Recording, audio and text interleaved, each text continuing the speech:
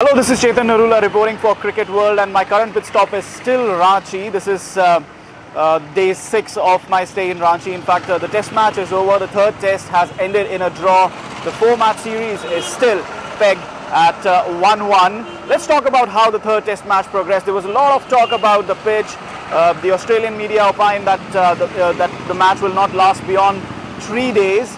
Certainly Steve Smith didn't think so. In the post-match press conference, he said that he didn't expect the match to go a full 5 days. The Indian media and the Indian camp, in fact, thought that the pitch will have more bounce, more turn in it, but that was not the case either.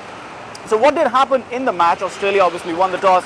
They put 451 runs on the board, and it was Steve Smith's 178 odd, and Glenn Maxwell scoring his maiden Test 100 that put India under pressure. It was a fantastic grind from Australia. Steve Smith holding one end together, and Glenn Maxwell showing so much restraint, not playing his shots like he does in limited overs cricket, and he became only the second Australian batsman, in fact, after Shane Watson, to score 100 in all 3 formats of the game. So 451, that was a good total on the board on this pitch, even though runs were coming easily, as said by the bowlers and the fielders. So what did India do? India went on their own fantastic grind, and the man behind that was Cheteshwar Pujara, scoring his third double 100. Do you know how many hours he batted? 11 hours. 11 plus hours, 675 minutes. Can you even imagine doing anything for 675 minutes? No, you cannot even sleep for 675 minutes unless you have been drugged. So it was a fantastic grind.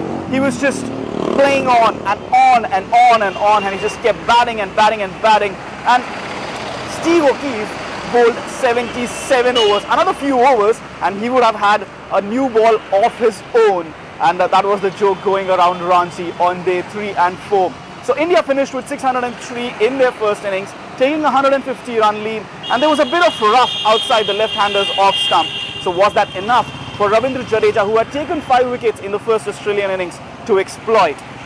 Australia finished at 23 for 2 on day 4, and in the morning session on day 5 they lost Steve Smith and Matt Renshaw.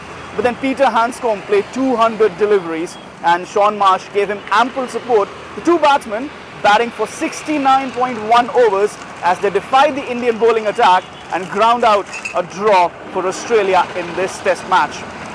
So what were the talking points obviously for this match?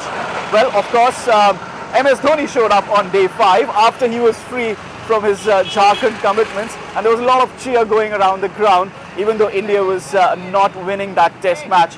So again, what were the talking points? For Australia now, all their batsmen have scored runs in this series, perhaps barring David Warner, and he'll be hoping to come good in the 4th match, that is in Dharamsala. And apart from that, Matt Renshaw looked good, Steve Smith looked good again. Glenn Maxwell coming in at number 6 for Mitchell Marsh, and he got some runs as well. For India, the plus point is obviously that Cheteshwar Pujara got that double 100, and there were runs on board from all other batsmen as well through the series. But the big worry here is that Virat Kohli has been silent throughout the series. Just the 45 odd runs in 6 innings, and it has not really worked out well for him. The only good news is that he had a bit of a shoulder injury, did not take part in the field for almost 400 minutes on the first 2 days. But after that, he did come on. There was a bit of banter as always. But now the series is still pegged at 1-1.